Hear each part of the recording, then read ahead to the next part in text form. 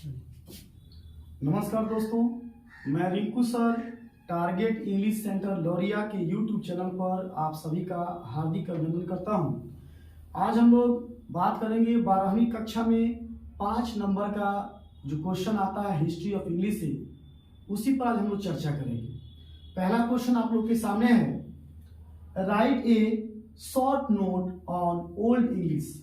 Right A short note on old English, यानी कि हम लोगों को ओल्ड इंग्लिश जो है, पुरानी अंग्रेजी जो है, प्राचीन अंग्रेजी जो है, उस पर एक छोटा सा टिप्पणी लिखना है। आइए देखते हैं।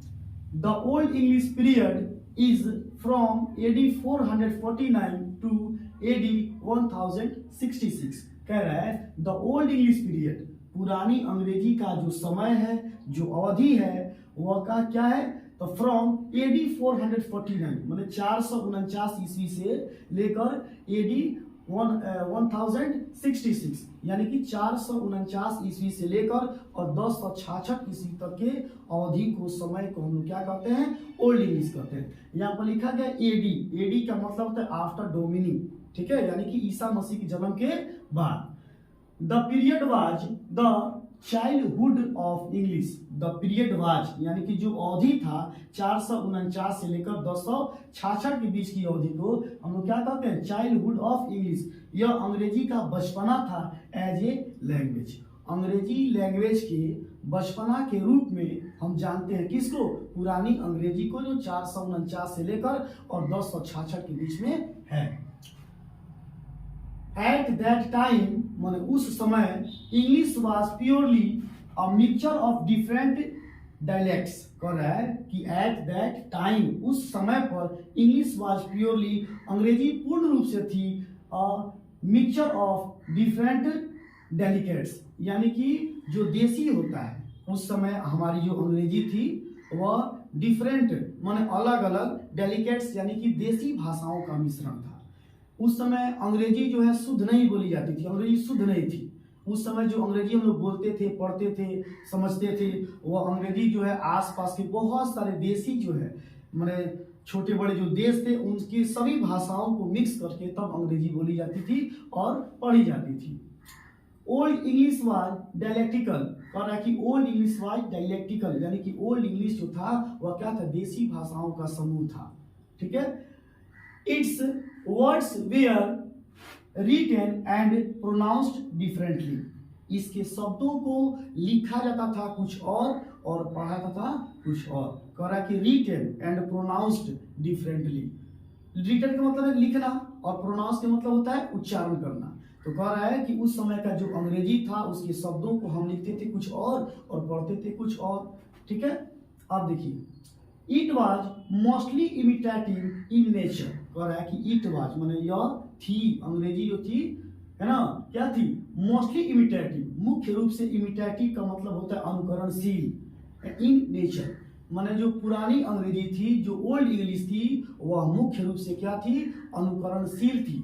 एक आदमी कोई इंग्लिश बोलता है तो उसको देखकर सुनकर दूसरा आदमी भी अंग्रेजी बोलने लगा। इमिटेटिव का मतलब होता है अनुकरणशील, देखा देखी, है ना, कोई चीज को देखते हैं और हम लोग उसका अनुसरण करने लगते हैं। अब आगे है, it has no grammar of its own. It has no grammar, इसके पास कोई ग्रामर नहीं था, है ना। It has no grammar of its own, इसके पास अपना खुद का कोई ग्रामर नहीं था। तो बताइए, बिना ग्रामर का लिटरेचर कहीं होगा, शुद्ध होगा, नहीं बना। ग्रामर का मतलब ये होता है ना, कि जिससे हमें शुद्ध शुद्ध लिखना, पढ़ना और बोलना आवे। और इसके पास खुद का अपना कोई ग्रामर था ही नहीं। जब ग्रामर नहीं होता शुद्धता आएगी कहां से, है ना। आगे आते हैं, many of old English words and abstractions have gone out of use today. कह रहा है many of old English words मतलब बहुत सारे अंग्रेजी के शब्द, बहुत सारे पुराने अंग्रेजी के शब्द एंड एब्स्ट्रैक्शन, बनावट, have gone out use of today. आज के समय में प्राचीन अंग्रेजी के बहुत सारे शब्द और बनावट क्या हो चुके हैं, बाहर जा चुके हैं। कौन अशुद्ध पढ़ने जाएगा, इंग्लिश पढ़ रहे हैं, समझ रहे हैं, तो उसमें हम लोग को शुद्धता चाहिए। लेकिन जो ओल्ड इंग्लिश थी उसमें शुद्धता नहीं थी, बिकॉज, है ना, उसके पास क्या था, ग्रामर था ही नहीं। तो बिना ग्रामर का इंग्लिश कैसा होगा, शुद्ध होगा, नहीं होगा। तो वही कह रहा है कि many of old English words and structure have gone out, बहुत सारे ओल्ड इंग्लिश पुरानी अंग्रेजी के जो शब्द हैं एंड स्ट्रक्चर बनावट है वह क्या हो चुके हैं, हैव गॉन आउट, बाहर जा चुके हैं ऑफ यूज टुडे, आजकल के प्रयोग से।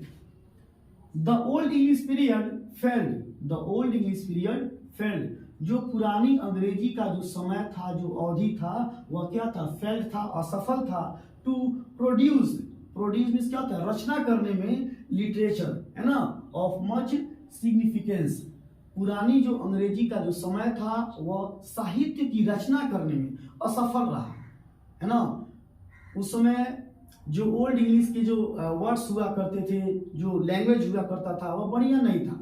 जब बढ़िया नहीं होगा तो लिटरेचर तैयार कहाँ से होगा, है ना, क्योंकि लिटरेचर तैयार करने के लिए हमको ग्रामर चाहिए, अच्छे अच्छे वर्ड्स चाहिए, जो ओल्ड इंग्लिश के पास नहीं था। तो वही कह रहा है Old English period fail to produce, यानी कि प्राचीन अंग्रेजी जो है वह असफल रही प्रोड्यूस, रचना करने में, लिटरेचर किसकी, साहित्य की, ऑफ मच सिग्निफिकेंस, जो महत्वपूर्ण रचनाएं होती हैं।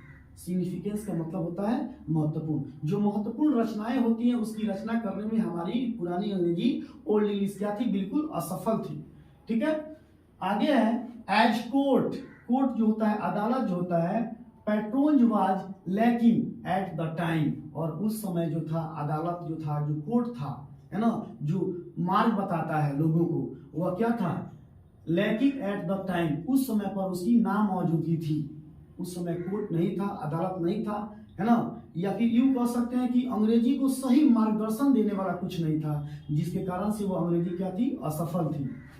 एट दैट टाइम, उस समय पर। ठीक है, the age and the age come to be known, है ना, कह रहा है एंड द एज, और उस एज को, उस युग को, कम टू बी नॉन, आज जाना जाता है एज द डार्क एज, और उस युग को, है ना, जो 449 ईस्वी से लेकर और 1066 ईस्वी तक का जो समय है, उस युग को, उस अवधि को, उस समय को आज हम किस नाम से जानते हैं, द डार्क एज। यहाँ पे दो हो रहा है, एक मिटा देते हैं। ठीक है, तो age the dark age, dark का मतलब क्या होता है, काला युग, यानी कि वो अंग्रेजी इतिहास का काला युग था। अंग्रेजी में माने वह काला धब्बा था, अंग्रेजी तो था, है ना, इंग्लिश थी, लेकिन इंग्लिश में शुद्धता नहीं थी, प्योरिटी नहीं थी, कई देशों का मिक्सचर लैंग्वेज था, तो इसीलिए, है ना, इसको क्या बोलते हैं, डार्क एज बोलते हैं। ठीक है, उम्मीद करता हूं कि यह क्वेश्चन आप लोग को समझ में आया होगा। जय।